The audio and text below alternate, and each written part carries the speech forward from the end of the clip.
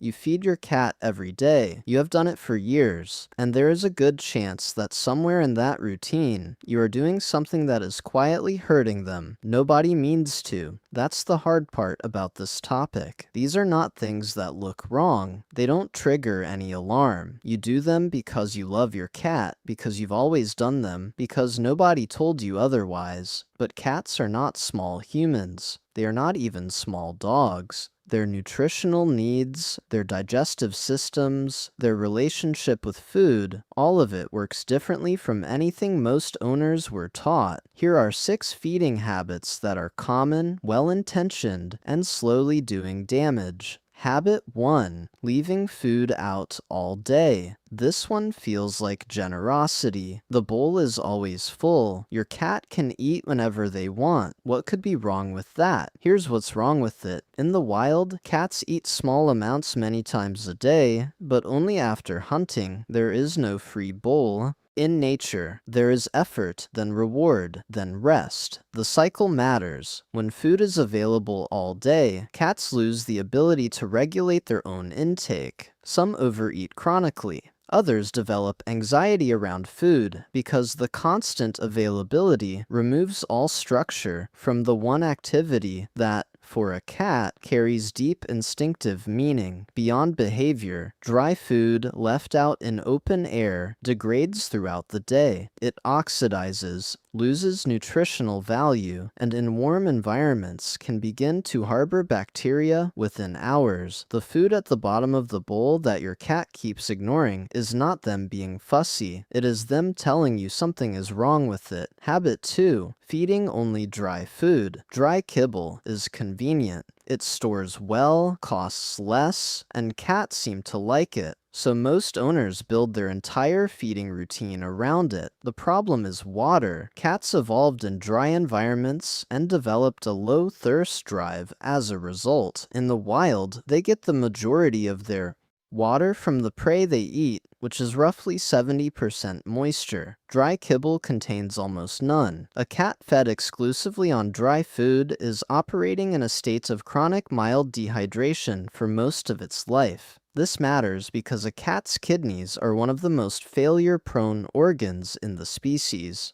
Chronic dehydration is one of the primary drivers of the kidney disease that affects a significant percentage of older cats.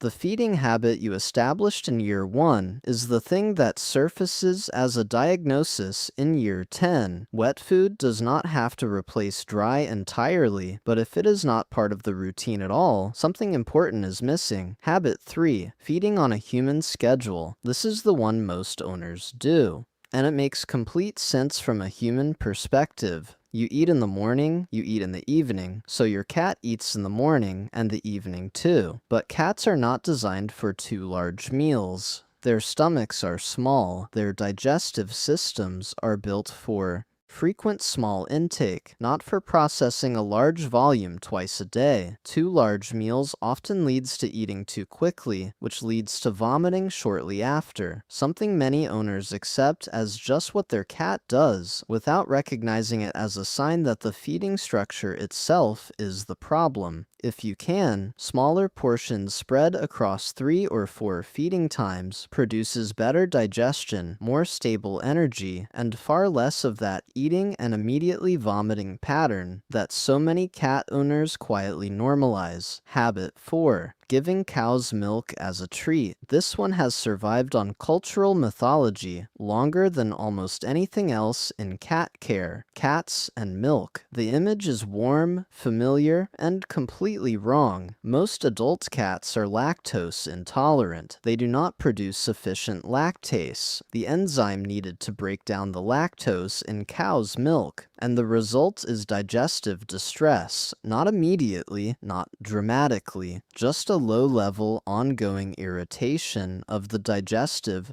system that owners rarely connect back to the treat they gave 2 hours earlier. The cat may drink it enthusiastically. Cats are drawn to the fat content. That does not mean it is not hurting them. Cats are also drawn to many things that are not good for them. Enthusiasm is not the same as safety. Habit 5. ignoring water intake entirely, related to the dry food issue but separate from it. A lot of owners put down a bowl of water and consider the water question answered. Most cats will not drink enough from a standing bowl. Cats are instinctively averse to still water. In nature, still water is more likely to be contaminated. Running water signals freshness. This is why so many cats go to the tap, dip their paw into their bowl before drinking, or seem completely indifferent to the bowl you have provided. If your cat drinks rarely and you are not worried about it, you should be.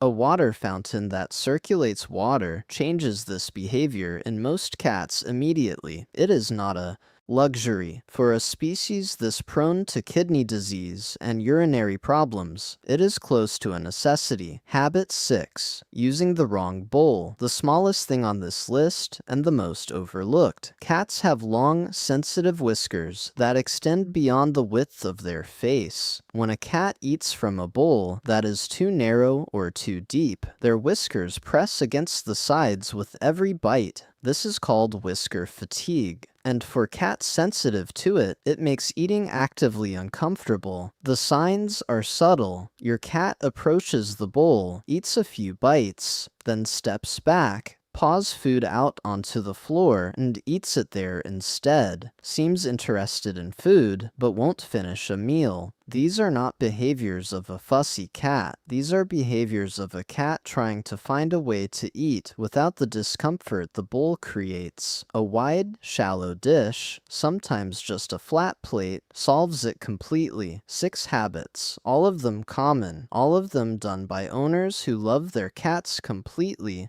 That's what makes this difficult to hear. The damage is not coming from neglect. It is coming from routines that were never questioned because they seemed fine. They seemed fine. But your cat cannot tell you that something is wrong with how you're feeding them. They can only show you in the vomiting after meals, in the water they won't touch, in the food they approach and then walk away from. Now you know what to look for, and more importantly, you know what to change.